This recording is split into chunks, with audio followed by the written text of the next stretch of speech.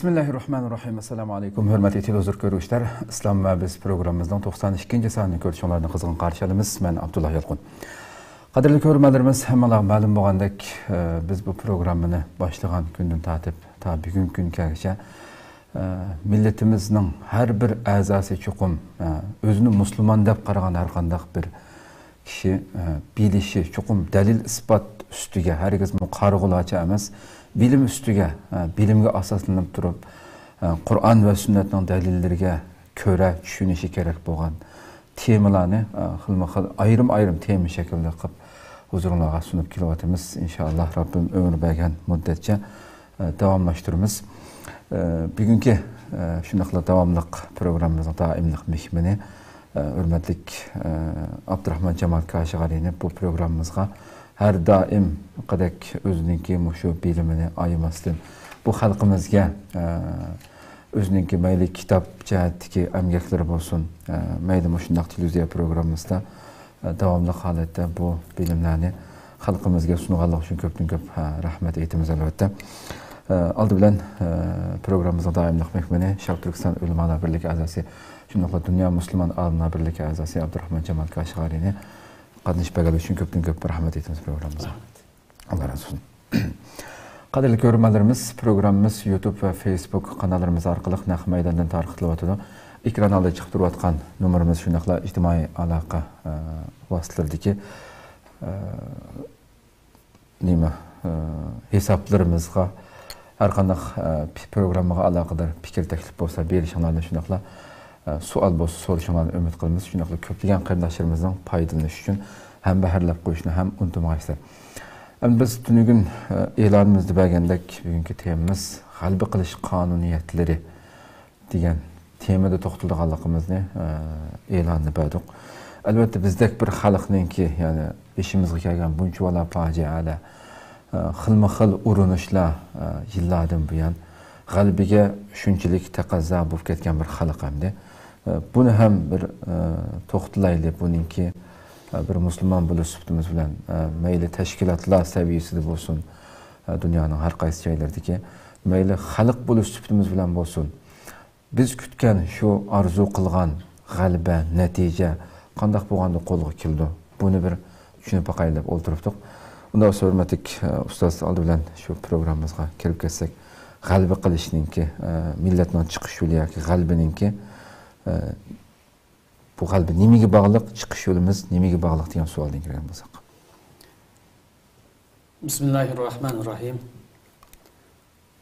Cenab-ı Allah hamdisine peygamberimizge dua salamlar olsun. Milletimizden hazırki ahvali bu milletini kulluqdan, xorluqdan, gangiraşdan, yol tapanmaslıqdan, acizlikten, bölünüşten, içki zidiyetten çıkarış için yoki qutulduruş için sağlam siyasi ideya şekillendirişini milletning bir bütün kimligini quvdashni ixlos bilan yoki samimiylik bilan izchil ish harakat qilishni va qo'ldan keladigan har qanday bir kuchni ayimaslikni taqozo qiladi. Çünkü bu millet ideya krizisiga yoki fikri krizis duch kelgan bir millet. Eng dastlabda buni hal qilish lozim. Nimish hamkorlashmaydi, nimish birlashmaydi, nimish bunday qilmaydi degan bu savolning javobi dal ideya krizisini hal qilish munosabatli. Bu ideya krizisi yoki fikri krizini hal qilmay turib, bu yerda hamkorlikdan yoki birlashishdan yoki inoq ittifoqlikdan so'z achish quruq gap. Komünizm ideyasi bilan tarbiyalangan odamlar bilan milliy tarbiyaga ega bo'lgan yoki bo'lmagan bo'lsa islom madrasalar tarbiyalangan yoki sog'lom ideyaga ega bo'lgan bilan tajovuzchining ideyasini singdirib olgan bu odamdan bir maydonga bir safga ekilman deyish u xiyoldan iborat. Shunga dastlabda bu ideya krizisini hal qilish lozim. Demak bu millat ideya krizisiga duch kelmoqda. Bu millet kimlik krizisi duch kelmoqda. Bugungi kunlarda biz kim degan bu savolga bir xil javob chiqmaydi bizda. To'g'ri, vatanimizning ahvolida, ishchilig'i, sharoit unda.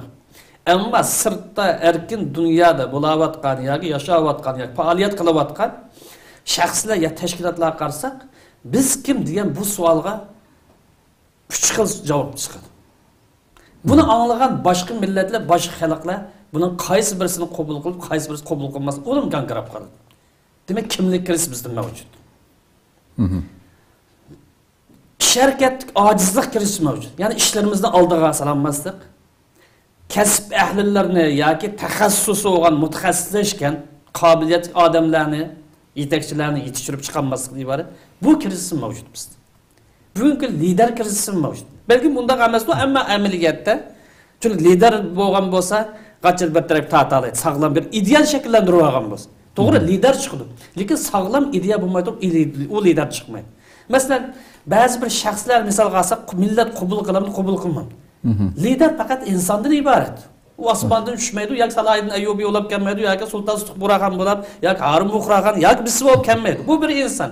Lekin uni lider qilgan narsa sağlam bir ruh, sağlam bir iroda, sağlam bir yo'l xaritasi. Bu kriz bağımlısı bu. Şundan faaliyetçiler, yoki tashkilotchilar, yoki bu millatning g'amini yeyotganlar sağlam bir siyosiy harakat xaritasini 20 yilning mobaynida desak, kon tarixini qo'yib turibmi? Buni o'ttirgan millat rozi bo'lgudek, millat bir butun qabul qilgudek, millatning kimligi qimmat qarash asosida millat bir butun o'zlashtiraylik bir xaritani o'ttirib chiqarmaslik bor. Bu krizisga duch kelmaydi. Demek sanırsak krizislerimiz bizden hali ko'p tepeledi. Xo'sh.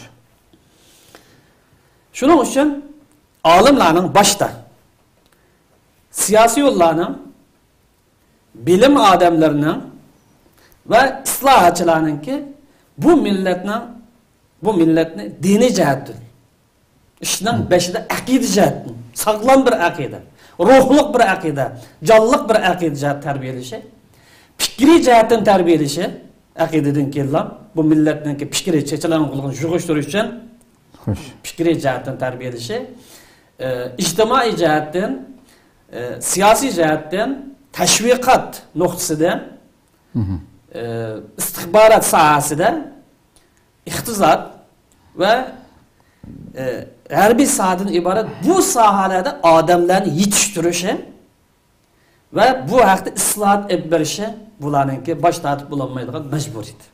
Yo'lninki holati shuni taqozo qilmoqda. Endi bu yukni biz asosan olimlarga, islohotchilarga, siyosiyonlarga atibdimiz. Yuqorqi so'zimizda. Millat nima ish qildi? Buna falana qulluq qildi, falana qildi deb millatning buni bilan dardi yo'qmi? Millatlar bunun mas'uliyati yo'qmi? degan bu savol bu yer to'g'ri. Millatni bu nuqtaga kelgan chog'da qutqizuvchi shaxslarni kutib o'tamiz kerak. Ya'ni qachon bizni Muzaffar Qutuzga o'xshash tatarlarni yangi kelgan, mo'g'ullarni yangi kelgan qahramondan birisi chiqib qolarimizda. Yoki xristianlarni Chekindurarga Salohiddin Ayyubiydek birisi kelib qolar. Yoki bizning ko'ni tariximizga har turli palovonlar bor tariximizda, agar uni bilgan bo'lsa, bu shaxslar bizni qachon qutqizar? Yoki Amerikaning Rombos qachon kelib bizni qutqizar deb kutib o'tamiz lazım. Xo'sh. Bu o'zi bu shaxsiy oylanish lazım. O'zi shunday bir qahramonga tayyor qilish lazım. Dastlabda Alloh bilan bo'lgan aloqasini yaxshilab, qalbini isloh qilishi, o'zini tutishi, bu yer fikri krizis bo'lgan bo'lsa, fikrini isloh qilishi lazım. Xo'sh. Bir musulmon bo'lish bilan aqidasiga qarta, vatan millati qarta bir mas'uliyatni ado qilish ro'yiga ega bo'lish lazım. Boşanlık qilmaslikka, mening qo'limda nima keldi deb qarab o'tmaslik. Balkim uni boshqalar qaragan vaqtda kunlarning birida tirishsa, izdansa, qo'sh mumkin. Mas'uliyatsizlik qilmaslikka, yakki faoliyat tashabbusi bilan kollektiv harakat qilishga to'sqinlik qilmaslikka o'xshaydi. Bu xil anglarga ega bo'lish lazım. Chunki biz yakki shaxslarga taqobil qilmayapmiz. Yoki yakki dushmanga qarshi turish holatida turmayapmiz. Balki tashkillik, sistemalik bir davlatga, davlat deb atash to'g'ri bo'lsa, men davlatning sistemalik bir dushmanga taqobil turish holatida turyapmiz. Unda u vaqt bizning harakatimiz bu sistemalik, tashkillik holatida bo'lmaydi ekan, bu yakki kuchi bilan, yakki tashviqot bilan tashkillik dushmanga taqobil to'g'ri bo'lmaydi. Endi biz bu islohotni yoki bu g'albi qonuniyatlarini his qilish, bilish yoki o'ttirib chiqarish jarayonida tarixiy bir nazar tashlab baksa, tarix nuqtani yoki tarix falsafasi qarab baksa, har qanday bir millatning mavjudligi, uning gullanishi yoki vayron bo'lishi ikki turli nuqtaga markazlashadi. Birinchi nuqta uch turli kuchninki tartibiga munosabatlik. Millatning mavjudligi yoki dastur olishi yoki vayron bo'lib parchalanishi, yo'qolishi ikki turli nuqtaga markazlashadi. Birinchi nuqta har qanday jamiyatda uch turli kuch mavjud. Mush uch turli kuchninki tartibi intayin muhim. Bu uch turli kuch deganimiz ideyaning kuchi, insonning kuchi va moddiy narsa. Uch turlik narsa. Yoki zag'ir tilimiz bilan taxamut tushunishga olib aytsak, olimlarning kuchi, siyosilarning yoki siyosiy aktivistlarning kuchi va boylarning kuchi. Biz buni fikrlar, shaxslar, fikrlar demas ideyalar, shaxslar va nas keraklar deb bunday ifodalasak-mi? Demak, bu yerda uch xil kuch mavjud. Mush uch xil kuchninki tartibi shakli bu jamiyatninki sağlam bo'lishi, yoki kuchli bo'lishi, yoki ojiz bo'lishi, yoki vayron bo'lishini belgilab berdi. Biz buni bir ozga to'xtalamiz, ammo qisqadan bu yerdan deb o'tib ketdim. Masalan, ideya kuchi oldingi o'ringa chiqarsa, fikriy kuch, ya'ni olimlar ishlab chiqargan, tadqiq qilgan, izlangan yoki yo'lning xaritasi chizgan bu kuch, olimlarning kuchi oldingi o'ringa chiqarsa, siyosatchilar ijro qilg'uchisi bilan ikkinchi o'rinda tursa, olimlarning tadqiqot izlanish asosida buni ijro qilsa, g'arb dunyosidagi siyosat oyunda tadqiqot markazi plan tuzdi, siyosatchilar ijro qiladi. Bu reallik. To'g'ri. Demokratiyani da'vo qilganlar bu nuqtaga diqqat qilish lozim. Uchinchi o'rin nas kerak egillari yoki boylar buni iqtisod egillari qo'llasa, bu jamiyat sağlam bir jamiyat oldu. Güçlük bir jamiyat oldu. Enoq ittifoq hamkorlashgan, o'zining mavjudligini, kimligini, qimmat qarashini qo'ldigan, arzu armonlarga yetadigan bir jamiyat oldu. Agar shaxslar birinchi o'ringa chiqib olsa, ya'ni shaxslardan maqsad hamma inson chiqmaydi. Tabiiyki bu yerda siyosatchilar, siyosiy aktivistlar yoki jamoat arboblar bular o'zini birinchi o'ringa qo'yib olsa, ideyani kaynak tashlab qo'ysa, prinsipni orqaga tashlab qo'ysa, ya'ni men birinchi, prinsip ikkinchi o'rinda desa, xo'sh. Mal dunyo yoki iqtisod egallari mening kaynam turdi. Mening deganim esa prinsip bilan ishim yo'q, qimmat qarash bilan ishim yo'q deydigan bu nazariyani oldiga chiqarsa, u vaqtda bu jamiyat kasal bir jamiyatga aylanadi. Xo'sh. Kasal bir jamiyat. Yani zavallıkta yüzlenişke kadem koygan bir cemiyet bu. Çünkü bu prensipini tutmadı. Devletin asas kanunu dep atsak destur bunu tutmamadı. Milletin bir bütün bir yer bağlap durduğun bir nokta, kıymet karaş ideya bunu çörüp taşıl. Onda bu cemiyet kesel bir cemiyet. O şahs kim bo'lishdan qat'iy nazar. Eğer bir üçüncü bir kuch var, nas gerek. Yani maddi yaşı, yani baylık, yani iqtisod sahipleri. Eğer iqtisod sahipleri hemmini aldığı ötüp alsa, pul men boğandıken, pulni men bergendiken, iqtisodni men chiqargandiken, mening gipim ötiş lazım. Bu alimlar mening kaynimda turish lazım. Men degan bo'yicha ish qilish lazım desa. Demek bir yerde iqtisod egillari oldini hisobga chiqib, olimlarni kayniga ishtirdi, sen ikkinchi o'rin tursan dedi. Siyosatchilarni kayniga ishtirgan bo'lsa, bu jamiyat qanday bir jamiyat bo'ldi? Kesal jamiyat emas, balki jamiyatni o'ttirdigan bir holatga. Balki millatni zavollikqa yuzlantirdigan, vayron qildigan bir holatga shakllantirdi. Agar boylar, ya'ni bu yerda maqsad bilim egillari ayrim. Boy bo'lib bilim egisi bo'lib qolsa, u ayrim bir dunyo. Qo'saqda o'mashdan tayini yo'q, bildigan narsaning tayini yo'q, ya olim emas yoki siyosiy emas. Men bergandikin manda qilish lozim. Pulni men chiqargandikin, "A gapni desa bo'lmaydi." Deganga o'xshash bu fikriy dunyoga prinsip masalasiga, yo'l xaritasiga o'rnash bo'lib qolsa, bu vaqtda millat to'shidi. Jamiyat tamamen bugünkidek bir halga duch keladi. Buni balkim biz oxirgi 2 asrlik tariximizda başımızdan kechirdik. Bu tarixni keyinchi to'xtalsam balkim munosib bo'lar vaqt. Munosib o'tadi. Bu birinchi nuqta. Tushunishib qo'yayım. İkinci nokta jamiyatning mavjud bo'lishida har qanday bir jamiyat mavjud bo'lish uchun o'zining kimligini qo'g'dash uchun bir sog'lom bir ideyaga ega bo'lishi va g'oyalik nishonliq bo'lishi lozim. Chunki insonning yurish turishi yoki qilmishi yoki harakati nishon g'oyasi asosida shakllanadi. Yani bir insanın yürüyüş duruşu qaradık, ulanki ish harakati qaradık, so'ziga qaradık. Bu nimaga asosan chiqadi? Uning kallasida bor g'oyaga asosan chiqadi. Masalan, bir odam kallasida men Allohning rizoligini ko'zlayman bu dunyoda. Mening maqsadim Allohning rizoligiga erish. Alloh degan bo'yicha yashash degan bir g'oyani tutgan bo'lsa ko'ngliga, bu hargiz sesga yaqinmaydi. Buzadigan ishni qilmaydi. Töhmet qilmaydi, hasad qilmaydi, shuhrat, mansab parastliklar ishlanib shaytonninki qurollarni ochqanda birisiga kelmaydi. Chunki g'oyasi ulug' bo'lganlik uchun yurish turishi, stili shunga loyiq bo'ladi. Agar bu dunyoda men bir rais bo'lsam, bir prezident bo'lsam yoki bir vazir bo'lsam, orliqda vazirlarimiz olib ketdi-ku. Yoki bir biranim bo'lsam deydigan, bu kallasiga mushul kirib olgan bo'lsa, buning so'zlayotgan, so'zi qilayotgan ish harakati, yozayotgani mush palati cho'glaydi. Agar kommunist ideyist birisi bo'lsa, ya'ni Xitoyparast birisi bo'lgan bo'lsa, uning yurish turishimi, o'ttirash qopishimi Xitoydan taqatmaydigan, Xitoyni yomon ko'rmaydigan, dushman bo'lish nuqtasidan, millat bo'lish nuqtasidan emas.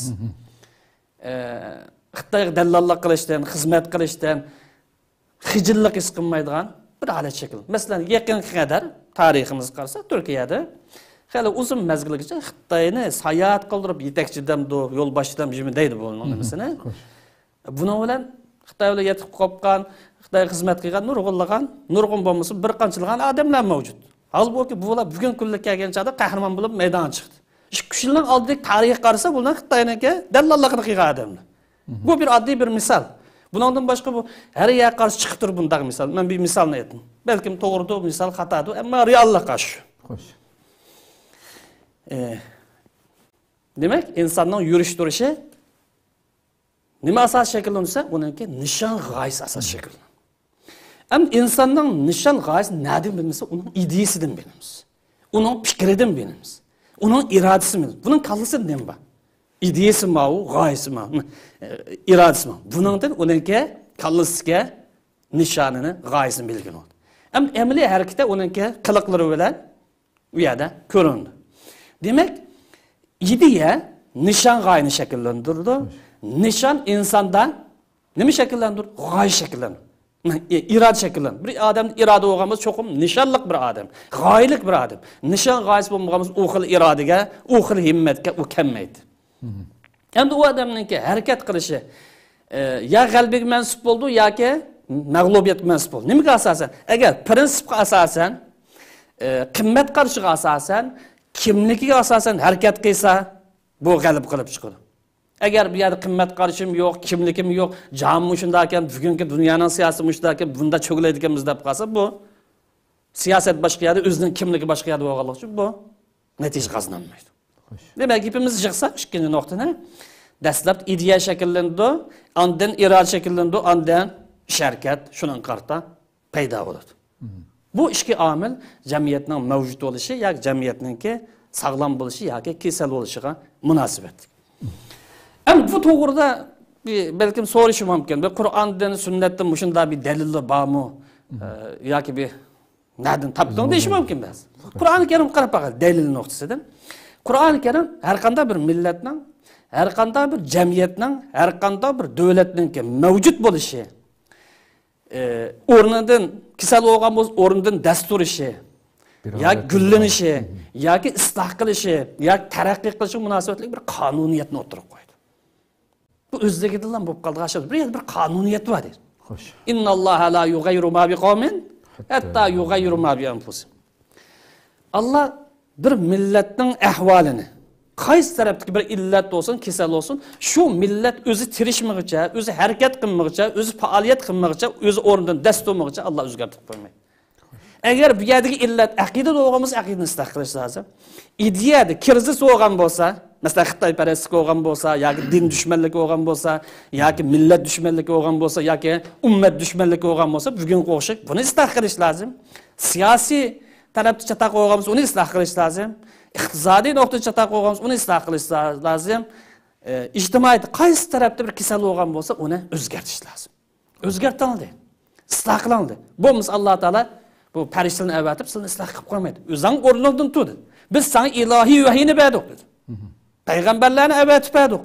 Aql berdik. Ish qilsan dedi. Bu dunyo sinaq hayoti. O'rningdan qo'psan dedi. Bu qonuniyat. Demak bu yerda biz musulmon bo'lgandan keyin bir azroq insof qilsak, bir 5 namozni o'qib qo'yg'achqa, azroq zikr tasbih shug'ullangan bo'lg'achqa, biz musulmon bo'lg'achqa Allohning malaikatlari bizni qutqizib qo'ymaydi. Demak bu yerda o o'zimizningki bir musulmon bo'lish sifatimizda qilish tegishlik majburiyatning bir qismi bu namoz. Zakat deyli, ro'za deyli, o bir qismi faqat. Ammo bu yer davlatga qarta, jamiyat qarta, millat qarta, ya nurg'un bu yerda majburiyat va bir musulmon qarta. Bu majburiyatni qachon qiladi? Demak, bu majburiyat ado bo'lgan vaqtida endi bu millatning ahvoli o'zgardi, isloh bo'ladi, gullandi, o'rnidan dastur oladi. Xo'sh. Shuningdek, yani Kur'an-ı Kerim milletinin mağlup bo'lishi, vayron bo'lishi, zavallık üzülüşü, xo'rliq qilishi, bölünüşü, chechilishi, ichki ziddiyat degan o'xshash qanday bir illat bo'lsa, buning ilib borgan bir qonuniyatni bayon qildi. Bu to'g'rida Qur'on-ı Kerim zalika bi annalloha lam yakun mughayyiran ni'matan an'ama ala qawmin hatta yughayyiru ma bi anfusihim. Allah bir millatga bir ne'matni bergan emas. Bir devlet beripti, nimet. Bir vatan beripti, nimet. Qarindoshlik beripti, nimet. İman nimetini beripti, nimet. Aql beripti, hamkorlik, inoqlik beripti. Nimet bu. Mush nimetni, mush millat o'zi buzib etmoqchi.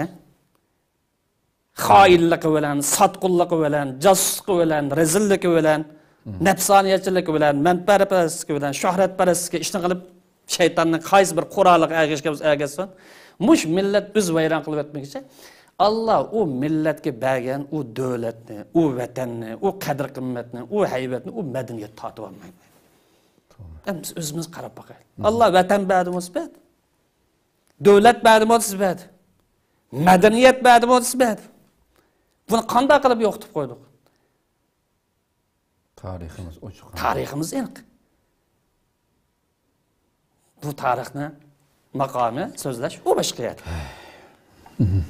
Bu yerda Payg'ambar alayhisolamning so'zidan bir misol olib bersak, davlatning kimi sog'lom bo'lishi, millatning bir sog'lom bo'lishi, jamiyatning kuchsiz bo'lishiga aloqador bir qonuniyatni payg'ambarimiz bu yerda berdi.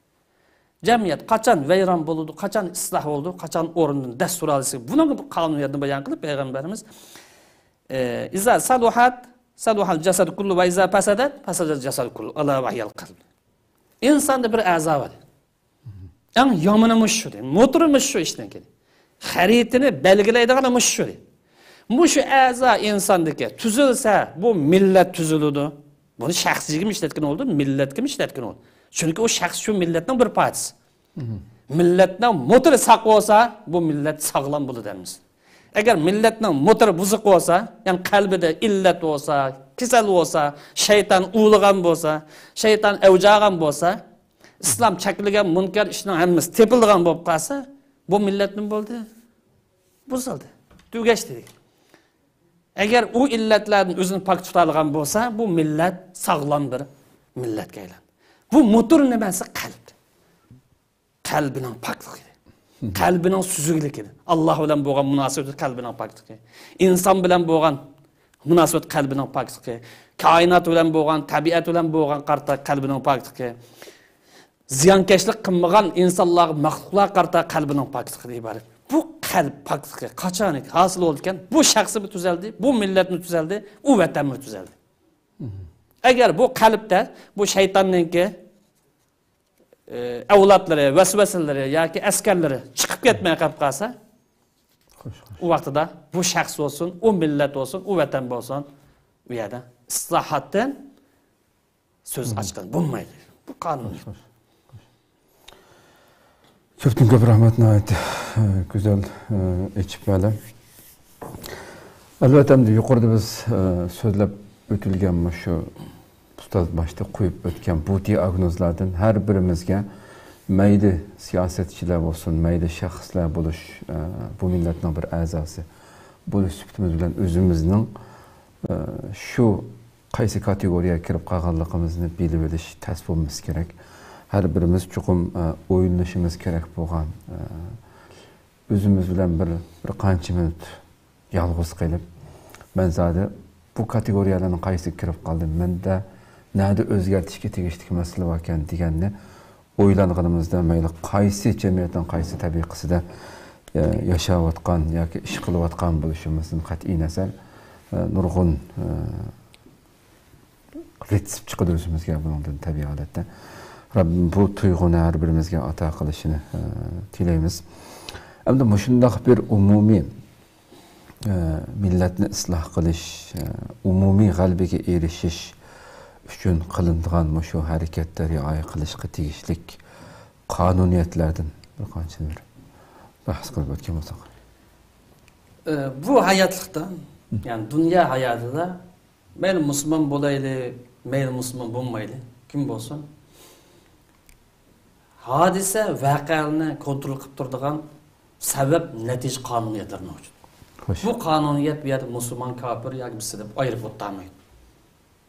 Kim ashuni rioya qilsa, natijaga erishadi, rioya qilmay qolib qolsa, aksi natijasini ko'rdi. Xo'sh. Şuna bu qonuniyatlarni tushunish, ya'ni bu qonuniyatlarni tushungan sabab natija qonuniyatlarini ve uning rioya qilgan millat mavjud qilib saqlab qola oladi, g'alaba qozona oladi va olg'a qarab ilgarilaydi. Bu qonuniyatlarga rioya qilmaydigan, buning parvo qilmaydigan, buningdan chet degan millat bo'lib qolsa, mavjudligini saqlay olmaydi bizga o'xshash. Kimligini saqlay olmaydi, g'alabadan so'z ocholmay mag'lubiyatda o'rnash. Ya'ni bu gapni boshqa ifodaga vaqtimizda jamiyat qanday quriladi, davlat qanday quriladi, jamiyat qanday vayron bo'ladi, davlat qanday vayron bo'ladi degan bu qonuniyat var bu. Xo'sh. Sabab natija qonuniyati mavjud. Mush qonuniyatni tushunadigan, mush qonuniyatni biladigan va mushning qarta ish qiladigan, mushning qarta tasavvur, fikir, yo'l xaritasi sizadigan olimlar yetaklab mangan jamiyat bo'lsa, bu jamiyat mavjudligini saqlab qola oladi, kimligini himoya qila oladi, g'alaba qila oladi, futuq qozona oladi, ham taraqqiy qila oladi. Xo'sh. Chunki olimlar yetaklab mangan jamiyatda, chunki olimlar millatninki kimligini obdan biladi. Kimligiga qarta fikr, tasavvur ishlab chiqardi. Xo'sh. Millatning qimmat qarashiga rioya qildi. Bu asosda millatni atrofiga to'play oladi. Shundaqlam ular millati mavjud bo'lgan kasallarni biladi va uning qarta hal qilish yoki davolash choralarini o'tirib qo'ya oladi. Xo'sh. Ammo olimlarning aksi, bu yerda olim dedim. Bu o'qiganning hammasi olim bo'lmaydi. Alim degan so'z bu yerda bir taraflama qaratilgan so'z, umumiy so'z. Ya'ni sog'lom bir olim. Ya'ni millatning olimi. Yoki sultonga bog'lanib qolgan olim emas, yoki shaytonga bog'langan olim bu yerda u olim emas. U maqsad emas bu yerda. Haqiqiy olim. Hatto bu yerda nuqul diniy sahadagilar emas, balki ham diniy sahada umumiy shaklda hamma sohasida o'zining sohasida yetishgan, kasblashgan, o'zining majburiyatini tunaydigan, ilohiy vahiyni tushunadigan, musulmonlik majburiyatini biladigan umum doiraga olim maqsad. Xo'sh. Ammo jamiyatni bu olimlar yetaklamay, millatning tuyg'usi bilan, hissiyoti bilan o'ynasha oladigan vaizlar yetaklabmas. Nima shu o'zi bir? Yoki ideyasi sağlam bo'lmagan ziyonilar yetaklab maqsa bu millat qanday bo'ladi? Vaiz olim emas. Faqih emas, buni aniq ta'kidlantirishimiz kerak. O so'zlay oladigan, boshqalarga gap qila oladigan, boshqalarni g'idiqlay oladigan, jang vaqti bo'lib qolsa, jihad vaqti bo'lib qolsa, boshqani kuchga o'tib maydonga chiqara oladigan vaizlar. Bu olim emas, bu faqih emas. Buni bilishimiz, aniq ayirish lazım. Olimning qatori buni ayirishimiz lazım. U olim emas. Vaizlar yetaklab mangan jamiyat bo'lsa, yoki Xitoyning ideyasi yoki Xitoyning tajovuzchining, dushmanning ideyasi singib ketgan ziyoli.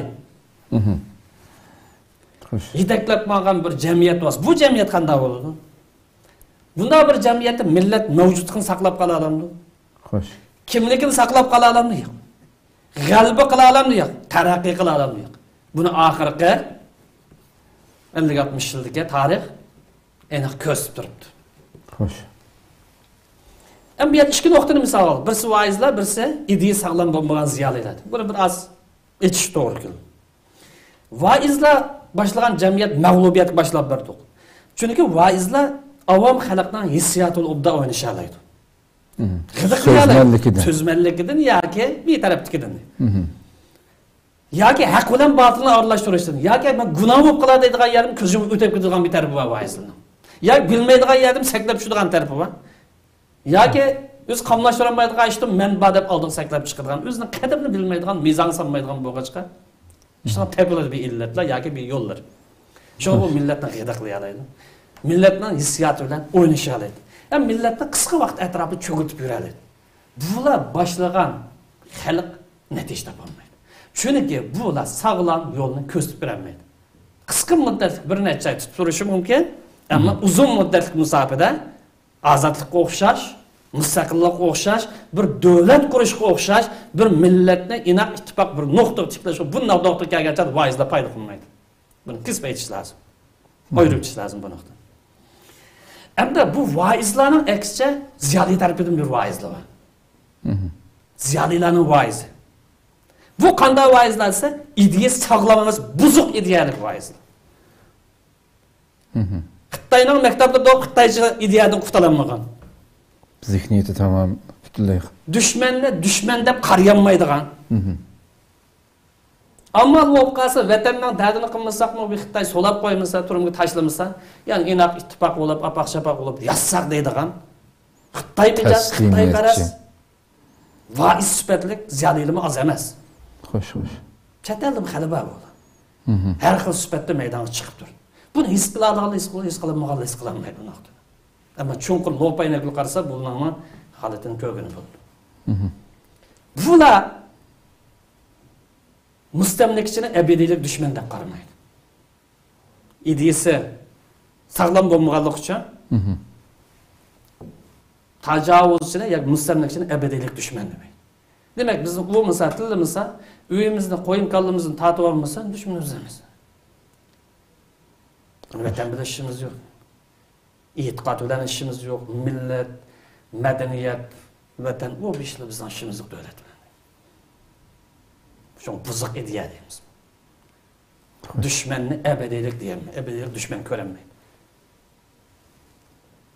Millatning kimligiga rioya qilmaydi. Normal yashag'ini qo'ysa bo'ldi emasmi?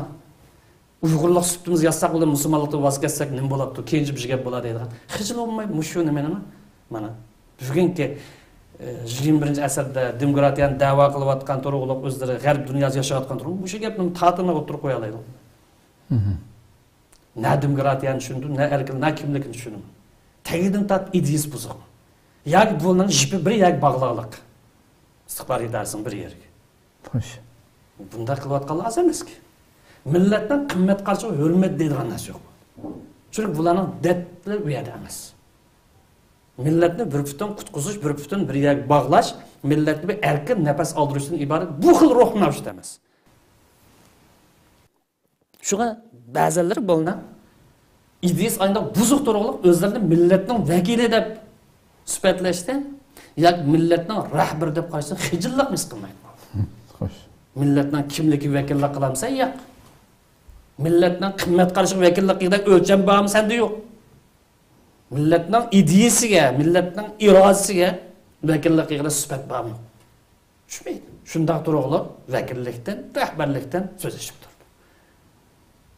Xo'sh. Şu bu nuqtani bu yerda aniq o'tirib qo'ymay bo'lmaydi. Chunki ko'lda o'ltirayotganlar millatning ikki tarafdagilar. Bir qismi voiz, olim emas, din sab kirib olgan voizlar jamiyatga o'ldi. Yana bir qismi ideyasi buzuq bo'lgan Xo'sh. ziyolilar. Olim emas. Bir olim diniy soat olsun, fanni soat olsun, umum deb atadik bu. Ya'ni aqidasi sog'lom bo'lgan, kimlik sog'lom bo'lgan, qimmat qari sog'lom bo'lgan, millatning, vatanning, davlatning manfaatini o'ylaydigani u ayrı. Demek ki hepimizni chiqib kelsak, boshqa kerak. Bu jamiyatni sog'lom holatda qilmoqchi bo'lgan,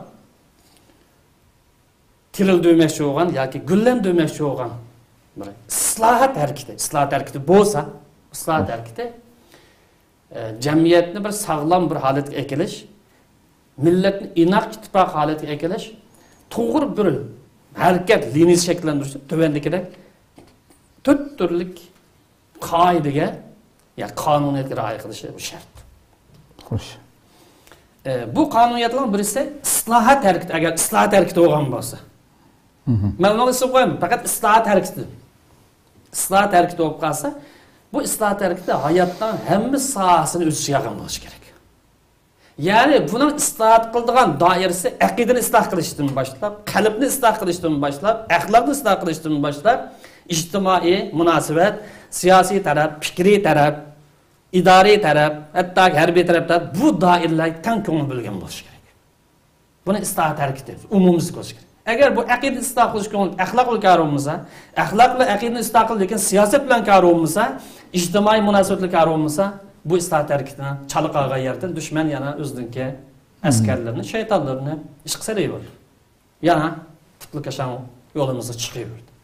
Demak bu islohot harakati chala bo'lganlik uchun bir yer tutilishdi. Bu pitotchilarniki voqealigini ularga misol qilishga bo'ldi. Ya'ni tikini yo'q islom bilan yashash ruhiga kirib olgan bo'lg'achqa ba'zida bozor salayotgan bu xalqlarning bitar. Shunga buni islomga vakillik qilgan tarafidan deganmaydi. U faqat bir da'vatning bir qismini tutgan bo'lsa, o'zidan ishi, lekin islomning bir qismi bir butun shumoliy deb qaraydi. Ruh egolamasa islohotni umumimizlik uni olib borolmaydi. Xo'sh. İkinci bir tarafi yoki ikinci bir qonuniyat islohot harakati jamiyatga barliq kishilarni o'z ichiga olgan bo'lishi kerak. Ya'ni bu yer islohotda mayli u tabaqa olsun, bu tabaqa olsun, tabaqada mayli u aqim bo'lsin yoki bu aqim bo'lsin, yoki ayollar olib qolsin, ishlar qanday bo'lsin, jamiyatga hammasiga teng cho'kish lozim islohot harakati. Ya'ni bu millat xarakterli islohot bo'lishi lozim. Agar millat xarakterli islohot bo'lmay qolsa, 30% adam isloh bo'ldi degan taqdirda qolgan 70% adam boshqa yoqqa qarab masa, boshqa yo'l tatib masa, bu xabarlik tugamaydi. Masalan 30% adam yaxshi. E'tiqodi yaxshi, axloqi yaxshi, qimmat qarashi yaxshi. Dunyoviy ko'z qarashi yaxshi, siyosiy saviyasi yaxshi.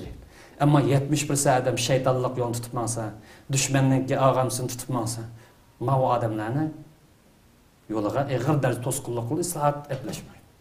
Ya'ni vujud chiqmaydi. Shunga bu yerda bir guruh odamlarning isloh bo'lishi bilan, ya'ni bir bo'lik odamlarningki isloh bo'lishi bilan bu masala bo'lmaydi. Islohotni umumyuzlik har doiraga, har tabaqaga, har qatlamga buni singdirish lozim, uni kuchash lozim. Bu ikkinchi qonuniyat. Uchinchi qonuniyat islohot harakati aqidada samim bo'lish. Aqidani bir jonlantirish, tiriltirish yoki aqidaning ruhini ishga oshirish uchun bu ruhiy bo'lish lozim. Musulmon alhamdulillah, ammo aqidaning ruhi yo'q. Da'vatgan so'zi yo'q, qilayotgan ishi yo'q, tutayotgan siyosati yo'q, to'layotgan shuari yo'q, aqidaning ruhi. Buni bilan islohot bo'lmaydi. Bu aqidaning bir ruhi va taqozosi. Shuning bilan birlikda fikrda va ishlarga to'g'rilishdan iborat bu ishlarni tang jamlashi, tang birlashtirish bo'lmishi. Xo'sh. Aqida islohot olib borgandan keyin buni ideyani isloh qilish muhim. Chunki ideya aqidaga inkas. Xo'sh. Ideya to'g'ri bo'lishi, ishlarga to'g'ri bo'lishi lozim. Uni ideya to'g'rilab, ishlarga xato bo'lib qolsa, yana chatoq chiqadi. Ani ishlarga to'g'ri bo'lgan bilan ideyasi buzuq bo'lib qolsa, yana chatoq chiqadi. Balkim ba'zida ish mumkin. Mush millatning g'amini yatidi, bu xalqning dardini yavutdiği yana qanday qilsa bo'ladi. Biz Abdukarim Abbosov misol qilaylik. Şo'muş millatning dardini yegandan bizsa, o'zining da'vosi bo'yicha. Men aqlash tarafdori emas tabiatda cho'ng dushman. Xo'sh. U mana shu mush millatning g'amini xizmat qildi bo'lsa, o'zi yo'li bo'yicha, o'zining metodi bo'yicha xizmat qildi. Lekin ideya buzuq o'g'ashqa millatni qaysi holatga boshlab manganligi bu reallik. Xo'sh. Bir misol, uning o'xshagan misollar belki bu misolni qisqarsak yaxshi. To'rtinchi bir qoida ya to'rtinchi bir qonuniyat millat xarakterlik ana aqlim shakllantirish. Islohot harakati millat xarakterlik ana aqlim shakllantirish. Va millatning prinsipal xarakterlik siyosiy ideyani asos qilib harakat qilish lozim. Biz buni ilgari ko'p taqdirladik bu temani. Bu yerda millat mush millatga tabi bo'ldi ekan, ya'ni Sharq Turkiston millatiga tabi bo'ldi ekan bir shaxs. Mayli Uyg'ursi bo'lsin, Qozoq bo'lsin, O'zbek bo'lsin, yana bizsi bo'lsin. Mush millatga tabi bo'lsa, bizning chiqish yo'limiz mush shu, tutib ma'noga yo'limiz mush shu deb, u da shuni qabul qila oladigan, shuni qo'llay oladigan, shuni hissashlik qila oladigan bir eqimni shakllantirmay turib millatni bir yerga ekkagan bo'lmaydi. Biz Amerikaning Rambosi bilan bu yo'ldan qutula olmaymiz. Xalsak birini olib qo'ydi, xalsak bizni yo'lda aytib deniz tashib ketaverdi Amerikaning Rambosi. Bu misollar chiqdi dunyo tarixida. Ammo foydalanish ayrim masala. Lekin ishning bashi o'zimizni isloh qilishdan, o'zimizni kuchlantirishdan, o'zimizni bir nuqtaga, bir liniyaga, bir eqimga shakllantirishdan boshlash bu ishning eng muhimi, ochiqcha. Xo'sh, xo'sh.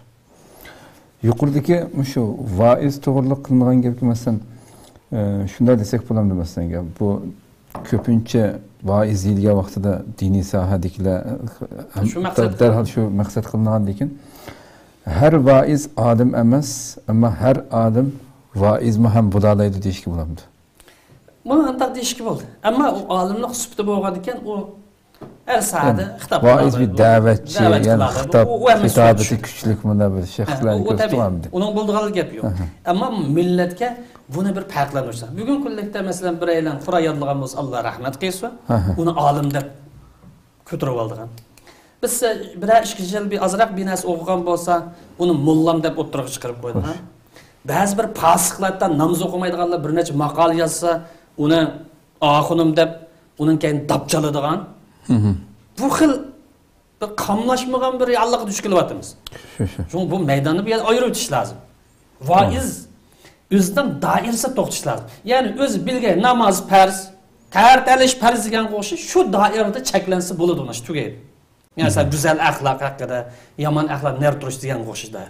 Ammo o'z bilmaydigan savolda, aniq dalillar his qilinmaydigan yerda, amtaqman deb, samtaqman deb biz anglab olgan gap bilan quloq mollalar nima o'rniga chiqib olsa, fatvo bergini millat bilan boshlaydi deb o'tirib chiqib olsa, yili tog' yursa, yili bog' yursa, maydonni shumlaq tog'sa, bu millatni xarob qiladi. Oxirgi bir necha yildan ichida bu millat olimning gapini, vaizning gapini anglaganlik uchun nega to'xtadi oxiri?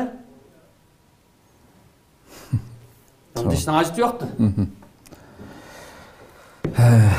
Rabbim inshaalloh rahim qilsin bu millatimizga, hammamizga.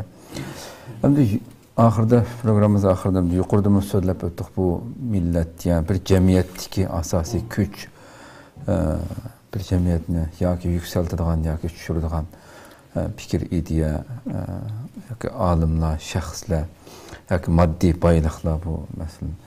Mushu kuch manbalari va tartibining qanchalik muhim ekanligini abayim biroz so'zladilar. Mushuni yana bir ta'kidlab programmamizni tugatsak. Yuqorida qisqa tonishtirganimizdek, har qanday bir jamiyatda yoki har qanday bir jamiyat fikrlar, shaxslar va narsalardan tarkib topadi. Bu yerda fikrlardan maqsad fikrni kim ishlab chiqardi, kim o'tirib qo'ydi? Olimning maqsad. Shaxslarning maqsad jamiyatga hammasi millatni yetaklab bo'lmaydi. Masalan, dehqonlar, navoiylar shu yo'qonaga jamiyat yetaklash bilan boshqalar yetaklasa endi bo'ladi. Siyosatchilar belki maqsad. Bu yerda maqsad jamiyat arbob, ya'ni siyosatchilar maqsad yoki siyosiy aktivistlar maqsad. Bunu birazdan yani biraz to'xtalsak bo'ladi. Nas kerakdan maqsad bu yerda o'zimiz shaxsiy ishlaydigan narsa maqsadimiz. Yani shaxsiy ishlaydigan narsa tarda. Yani bu yerdagi maqsad boylik maqsad. Yani iqtisodiy kuch maqsad. Xo'sh. Demak, bu yerda shaxsiylar bilan shaxsiylarniki ya shaxslar bilan kollektivniki ya jamiyatning orasidagi munosabatlar bo'lsin. Yoki tavalliklar bo'lsin, sen nega tava? Qaysi aqimga tava masalan? Ya qaysi yo'l tutib mangasan degan o'xshash. Yoki qimmat qarashing nima degan o'xshash. Bu savollarning javobi nimaga bog'liqsa, mush yuqorida 3 kuchninki tartibiga munosabatli. Qaysi kuch oldiga chiqsa, uningki metodi farqli bo'ladi, qimmat qarash farqli bo'ladi, Natija. tavallik farqli bo'ladi. Munosabatdan farqli, oxir natija farqli bo'ladi. Masalan, qarang, agar fikr birinchi o'rin turadi, ya'ni fikr demasa ideya. Birinchi o'rin turadi. Yani fikrni ishlab chiqargan tabii ilmiy kuch maqsad bu yerda. Olimlar yoki sog'lom idealik ilm ma'rifat sohiblari maqsad. Yani bu yerda fikr kuchi oldin o'rin turadi. Shaxsiylar jamoat arboblari deydi, yoki siyosiylar deydi. Va nas keraklar, ya'ni iqtisodchilar, tijoratchilar, boylar bundan kayni tursa, yani ideyani asos qilib, ideyani kuchab shuni qo'llab, ha u deyishpasa, bu jamiyat kuchli bir jamiyatga aylandi. Sog'lom bir jamiyatga aylandi. Bu vaqtda kishilarning stili olsun, yurish turishi olsun, munosabatlari bo'lsin va jamiyatning irodasi olsun, ash ideyani bo'ylab ma'lum. Bu yerda shaxsiylar bo'lsin yoki moddiy narsalar bo'lsa, hammasi ideya atrofida aylandi. Xo'sh, xo'sh. Unda bo'lgancha ideya bu yerda kuchga ega, ideya yo'l ko'rsatgich omil. Unda bo'lgancha bu jamiyat bu yerga kelgancha siyosatchilar magishidi, olimlarga, boylar magishidi va boshqalar magishganlik uchun bu jamiyat kuchli bir jamiyatga aylandi. U vaqtda kishilarningki va jamiyatningki ko'ngil bo'lishlari cho'ng masalalar haqida bo'ladi. Shu. Parcha masalalar. Olimlar jamiyatni yetaklaydigan, boshlaydigan parcha-parchalar bilan aloqasi yo'q. Cho'ng masalalar haqida, prinsipal nuqtalar haqida to'xtaladi. Uning markaziy nuqtasi, harakat doirasi mush atrofda bo'ladi. Hamda ikkinchi kuch shaxsiylar kerak. Yoki siyosiy sohadagi siyosiy yo'llar yoki aktivistlar kerak. Agar bular birinchi o'ringa chiqib olsa,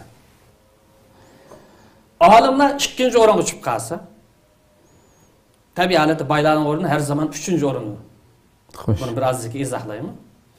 U vaqtda bu jamiyat kasal bir jamiyatga aylandi. Jamiyat tadrijiy vayron bo'lishga boshlaydi. Nima ish qilsa? Chunki bundaq jamiyatni, ya'ni siyosiy shaxslar, olim bo'lgan bo'lsa ayrim. Siyosiyun ham o'z olim bo'lsa ayrim. Chunki bundaq jamiyatni yuz obro'y deyli, yoki nopoz deyli, yoki mansab deyli, yoki shuhrat deganga o'xshash bu narsani qo'g'ilishadigan yoki buning risman bo'lgan shaxslar bu jamiyatni kontrol qilib oladi. Olimning narsiga e'tibor bermaydi, o'zi bilgancha. Ayvisi. Ishqil. Bular olimlarni va boy imkoniyatlarni o'zining shaxsiy manfaatiga bo'ysundirdi. Yoki yaqinlarining xizmatiga sarf berdi. Mayli olim bo'lsin, yoki olim ishlab chiqqan olim maqsad bu yerda uningki fikri maqsad, yoki o'tirib qo'ygan xaritasi maqsad deydi. Xo'sh. Buni e'tibor bermaydi. Uni shaxsiy manfaat uyg'un kelmay qolib qolsa tashlaydi. O'zida boy imkoniyat bo'lsa, ya shaxsiy manfaatiga ish qilsa yoki atrofidagi odamlarga uni bo'ysundirib beradi. O'zi bu odamlarning tushunchasi, ideyasi tar doirada bo'ldi. Bilim bo'lsa kam doirada. Masalan, bilimchi odam shunda kam tarkib. Nima ish qilsa, bilimchi odam o'zidan bilmaydigan narsani jiqliqini his qiladi. Bilim oshgancha inson o'zining naqadar bilimining ozligini, qo'satib o'mashdan ozligini his qiladi. Ammo az o'qigan odam o'zini eng buyuk olim, eng buyuk siyosiyon, eng buyuk yana bir narsa bilan deb atab qoldi, oldinab qoldi. Xo'sh. Endi bu turdagi kishilarningki tushunsin bek yuzaki keldi. Boshqa fikrdagilar ish qilib qolbash kerak. Boshqa fikrdagilar yo'l belgisi kelmaydi. Cho'ng masalalar bo'lib qolsa, uni o'rin bermaydi. Chunki uning ko'ngil bildig'ini pachparat masala, tarmoq masala. Bu yerda ichki raqobat, tashqi raqobat uni parvo qilmaydi. Chunki uning dardi ideya bo'yicha, ya'ni sog'lom siyosiy ideya bo'yicha harakat qilish emas, balki ko'pincha vaqtlarda shaxsiy manfaat oldingi shaxsiy manfaatni yoki o'zining atrofidagi odamlar manfaatini oldingi o'ringa chiqarish bo'lsa kerak. Xo'sh. Bu ikkinchi nuqta. Ham uchinchi kuch kerak. Iqtisodchilarningki kuchi kerak. Nas kerak deb atadik biz buni. Buni zag'irtlik ifodalash uchun baylarning kuchi deb ataymiz. Agar baylar birinchi o'ringa chiqib olsa, baylar olimlarning kayniga chiqaryapti. Sen kaynimda tur. Pul men doğandan keyin mening gapimni anglaysan. Siyosiylarga pulni men bergandan keyin meni o'ttirsa, meni o'ttirmaysan. Meni qishib kelsa, meni qishib kelmaydi. Bugun bo'layotgan reallikdan biz shu. Misalcık mı açmayman. Keyin belki fırsat olsa yani to'xtalishimiz mumkin. Agar baylar birinchi o'ringa chiqib, bu yerda ilmiy kuch va siyosiy kuch bu baylarning xizmatiga bo'ysundirilsa, u vaqtda bu jamiyat tugashgan bo'ldi. Jon berishga tayyorlik qilgan bo'ldi. Dafna qilishga hozirlangan bo'ldi. Nima uchun dardayimizsa? Çünkü cemiyetinin kontrollü baylarda ilim sapası bulmagan ya yüksek ilim marifat iyi olmagan ticaretçilerde ve nefsi xahişiga berildigan insanların kolu bolup kalsa bu cemiyet yüz bir ısrapçılık avcı. Israpçılık, menmençilik, istimalçılık avcı. Çünkü ular kolda boğanken hem adamın özüge okşaş çağılış mümkün. Israfxo'rlik qilsa ashuni. Menmenchilik sendim men qalamdim deb avj ochdi. Ha? Iste'molchilik avj oldi. Chunki uniki odatlangan ko'p turmush ko'pincha shu. Alloh rahmat qilgan boshqa hammasi emas tabiiy holatda. Chunki ba'zanlar bor bizning ish yo'q, o'zimizdan ish yo'li qilaylik deydigan nurg'un tijoratchilar, nurg'un baylar. Lekin ba'zim o'tirib chiqib, olimning kaynimlik salsam bo'ldi. Siyasi mening kaynimdan cho'g'ilsam bo'ldi deydigan moboy maqsad, qanday bu yerda butun tijoratchi maqsad emas, butun baylik maqsad emas. Allohga ibodatini qilib, Alloh bergan ne'matni o'zining yo'lida ishlatib, to'g'ri yo'lda davomlashayotgan nurg'un baylar, tijoratchilar bor, Allohga shukr. U ayrim. Men yerda men jamiyatning nuqtasini men jugallayman deydigan baylik maqsad. Bu baylik o'tirib chiqqan vaqtida ijtimoiy munosabat to'g'ri parchalanadi. Mani yaqinlashtirdi, anjiroqlashtirdi. Chunki adolat yo'q bo'ldi. Xo'sh. Chunki o'zida qobiliyat yo'q turib, o'tirg'i to'g'ri chiqib olgan tursa bu. Nada adolat mavjud bo'lsin. Nada bu yerda millatni to'g'ri yo'l boshlaydigan buniki bir tasavvur, tushuncha, hukm bo'lsin. Fikrlar qimmat qarashli bo'lgan bo'lsa, tijorat malga aylanib ketadi. Mandaq ideya bo'lsa, tijorat mal qanday qilindi? Elimdi, setildi. Taşlandı, kubul kılındı. Çünkü o şey halis alıdı, halisa taşlaydı. Lozungi aylandırıp koydu. Yok onun tahtını yazdı. Palanı, birlik, devlet karakterlik birlik diyen o şey, dünyavi birlik. Emniyet tıkarsa, bütün kılıbatkını yukarıda okşaş. Milletini ıslah kıldığın işlerimiz, belki milletini buzudağın, parçalaydığın, yan bir yere apırıp koyduğun, zavallık düzendirgen işler. Hoş. Reallik bağımız, reallikte bunun misalları var. Tefekkür kıl şarkı bir yer tüyedi. Çünkü tefekkürünü kıl olsa, bula tefekkür kılmaydı. Bula kosaklı tefekkürünü kıl. Tefekkürünü kılgan adamlar bilim marifeti ilgiler. İlim marifetlik adamlar alimle kıl tefekkür. Kişiler, bunda adamlar başlatmayan cemiyet kişiler, özünden gündelik ihtiyaç, gündelik turmuş öyle meşgul olur. Çünkü cemiyet nitelikli adamın derdini bilse, birini onu kılış, onun işi gibi kılışta ibaret. Bunda onun cemiyet kıldığı aşmış yok şey deyip kişiler mi o? Neymiş kıldı? Özünden gündelik ihtiyacı turmuş öyle bulup gidiyor. Bir yerde vatan derdi, millet derdi, akidin derdi, fisabillah deydiğin dert bu yerde olmaydı. Unutup kalır. Demek müdürler cemiyet muşunda bir anga, muşunda bir yer kep kalsa, aslında dertine kılıp putus bulduğu yer kep kaldı. Ya can çıkmagan ya ki can badak emas bir yer kep kaldı. Bu sebepten Peygamber Aleyhisselam Müslümanların ya ki milletinin bu xil ahvalga kep qilishdan ogohlantirib, shunday bir hadisni bayon qilgan. Mal faqru akhsha alaykum. Sizlarning kambag'al bo'lib qolishinglarni ansirmayman. Buningda ansirishim yo'q.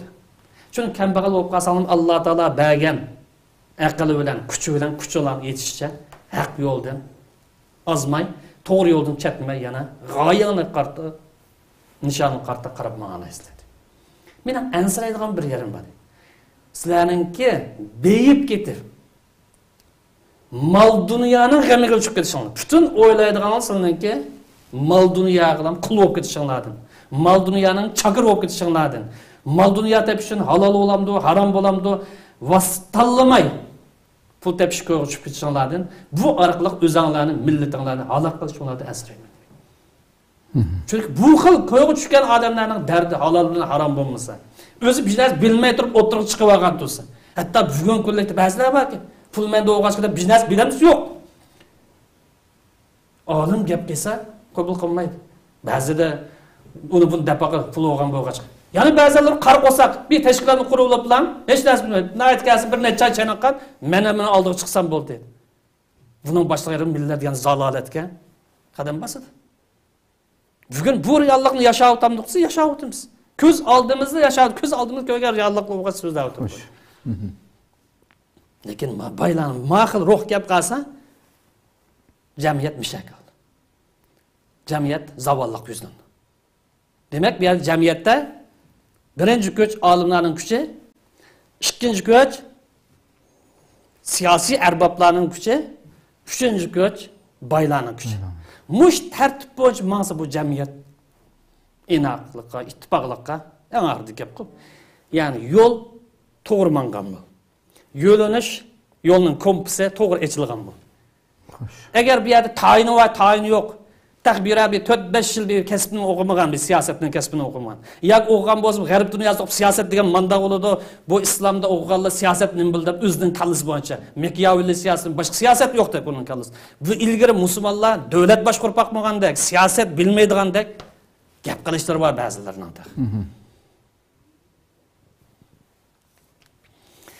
Demak, gibimiz kelsak, payg'ambarimiz insonlarning tavalligini, sevgi muhabbetini islom ideyasiga, islomningki prinsiplariga markazlashtirgan. Shaxsiy munosabat, ijtimoiy munosabatni ideya asosida to'plagan. Payg'ambarimizning biz qoldirib ketgan oltin dunyo emas, o'zining hadisi bu. Qoldirib ketgan narsa, men sizlar qoldirib ketgani sog'lom bir ideya, nur qoldirib ketdim. Vahiy qoldirib ketdim. Falani davlatlar qoldirib ketdimmi? Manchilik askarmi qoldirib ketdimmi? Manchilik boylik qoldirib ketdimmi? Men qoldirib ketgan sizlar tutib mangdigan narsa, tutib mangsang ezib qolmaydigan narsa nima? Sog'lom bir ideya qoldirib ketdim dedi. Shunga bu islom ideyasiga samimiy ishongan musulmonlar o'zlarini va mol mulklarini o'zining ideyasi uchun ishlatadi. Allohning Qur'oni Karim bu so'zini endi tatbiqlaydi. Qur'oni Karim nima deganda? Innalloha ashtara minal mu'minina anfusahum va amwalahum bi anna lahumul jannah. Allah mu'minlar bilan bir kelishim tuzdi. Qanday kelishimsa, mu'minlar bu yerda o'zining shaxsiyatlarini, mol mulklarini, jonlar nim bo'lib qolsa, aqida yo'lida, ideya yo'lida, nishon g'oya yo'lida ataydi, chiqardi.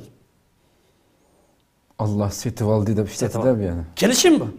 Jannatga erishmoqchi bo'lib qolsang yo'l bu. Demak, bu yerda sening joningni taqdim qildigan, mol mulkingni yana bir narsani taqdim qilgan bir narsa. Uyg'on bo'lsin, ulug' g'oya, ulug' nishon, sog'lom yo'lda iborat. Sog'lom ideyada iborat. Bu kelishimga kelsang musulmonsan. Demak, bu yerda oldini qanasa, jonnim sarf qilgan oldigan, mol mulkim sarf qilgan olgan narsa nima bo'ldi? Sog'lom ideya, sog'lom fikr, sog'lom ruh. Ayetning taqozosi shu. Endi bizning realligimiz qarab boqaylik. Qisqalan bir misol olib to'kitay, vaqt uzrab ketdi. Realligimiz qaraydigan bo'lsak, bir qism siyosiylar agar to'g'ri bo'lsa, chunki bizning siyosiyni da'vat qilamiz ko'pincha aktivist. Kasbiy siyosiylar bek oz bo'lishi mumkin, men balki xatolashmasam.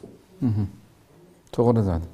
Aktivist. Shu hamma siyosiyni degan laqabni berishning o'zi xato. Siyosiylar olimlarni o'ziga bo'ysundirishga urinmoqda. O'ziga ergashtirish kuchimoqda. Bizden kendimiz tutsa oldu alimler. Bizdiga yer bo'yinchmoqchi bo'ldi. Biz bilan tang surat tushpasi bo'ldi. Biz bilan tang turishpasi bo'ldi. Degan bu nima bilan olimlarni o'ziga ergashtirishga va olimlarning rolini tuvallatishga urinmoqda. Ya'ni yo'lni biz boshlaymiz. Chunki siyosat bizda, tashkilot bizda. Biz birinchi kuch. Biz millatning vakili, unda olimimizning kendimiz mas'ul. Sizning nazaringiz olim nima ish qildi desa, yig'in boshlagancha Qur'on o'qib bersa. Tamoq yeb bo'lgan chaqda vaqt bersa, bolamizdan bir sug'ib qolsa, ismini qo'yib bersa, o'ylab qo'yadigan bo'lsak, qiz o'g'ilni nikohini qilib qo'ysa, sana o'ylan shu tusi bo'ldi. O'lganda namozini ba'zanlarninki tutayotgan yo'li, qilayotgan qilqi bu. Haqiqatan. Biz dinimizni qilamiz, sen mayani chat tutdi. Bizdan hidoyat bilan, ya'ni biz bilan ishimiz yo'q dedi. Biz o'zimiz xalqqa yo'l chiqmoqmiz dedi. Ahvolimiz bu bizning. Şunu bugün kıllıkta müşahit turvatımız ben ne diyeyim? Millet aldırmağın mı turvatız? Nemiş kalsa ikinci dereceli güç, yani icra kıldığın siyasi güç, ilmi güçten aldığı öte olmayan davetkan bu kaçka. Bu davetkan ahval bu. Yana bir kısım misalını alsak, bazı bir bayla. Bazı edilmiş o. Hemisi emez. Bu özden ki ilim ma'rifati bo'lmasimi? Ang sapasi tuvan bo'lsimi? Iqtisodiy nopozga yoki iqtisodiy kuchiga tayinib o'zlarini birinchi kuch qilishga urinayotgan bu ahvollar yo'q emas. Amaliy ijro qilganlar yo'q emas. Bugun buning bozorini ish qilayotganlar yo'q emas. Bu vaqtda men keyin ayrim to'xtaldim. Bu temadagi, ya'ni jamiyat uch xil kuchniki tartibi qanday natija keltirib chiqilganlik to'g'risida so'zim oxirlashdi. Köpten köp rahmet. Allah razı olsun. Vaktimiz bu. Tügep gitti hem de bir şey toxtatsa. Köp rahmet. Kaderli görmelerimiz şuna kılıp yana bir açık reallıqımızı vaktimiz kısa olsun olmadı ki bunun içine sığdıralığın için ama naiti köp mezmunla sığdı dep qarayman. Her birimiz oylanğan vaktimizde şu sözlengenlerge özümüzne seliştirgan vaktimizde bunun ruhida bu mazmunga göre özümüzden bir sual sorgan vaktimizde nurgulluğan haqiqiy javoblarga erisha oladiganligimiz aniq. Rabbim inşallah milletimizning asla bu açık reallıqimizga tushib qolgan hozirgi holatimizga hammamiz bilamiz mayli qaysi davlat yashayotgan bo'layli. İnsan haqiqatan bununga ko'ra xuddi g'alibi yiroqdek bu millatninki bu düşmanlar ham millatimizning ichidagi nurg'un albatta Xitoyning shu mushundaq bir birlashib qilishning cho'ng g'alabini keltiradiganligini bilgan dushmanimizmi bizning tilimizda so'zlaydigan bizga o'xshash gap qiladigan har xil sohalardagi insonlarni chiqaribmi mush birlashib qolmasin bu millat har xil chechilsin terib beramab kelsin deb to'xtamay kuchaydiganligi aniq bu haqiqatni dushmanimiz biladi. Şunu sərgək buluşumuz ve bu açık reallıqımızdan bir tarafta insan oylab ümitsizlikime düşüp kalışı mümkün bazı ama asla biz ilgili programlarımızda söylegendek ümitsizlik meyli qaysı halatı bulaylı ümitsizlik asla bulmaslık gerek. Davamlıq şu toğra nur boğan Kur'an ve hadisinin ruhiga göre özümüz her birimiz bir kişilik özümüzü özgertken vaxtıda andinkin bu millet Allah'ın nusretiga, çoğun şu galbesiga, layık buluş saatiga şu minutlarga texmi tiz mangan bulumuz ve layık boğan bulumuz ki Rabbim bir minut bolsun burun şu biz kütken neticelerge müyesser kılsın deb tileymiz. Rabbim ömür basa aldığınız kapta okşaş saati görüşükçe aman boğayslar. Esselamu Aleyküm ve Rahmetullahi Teala ve Berekatuhu.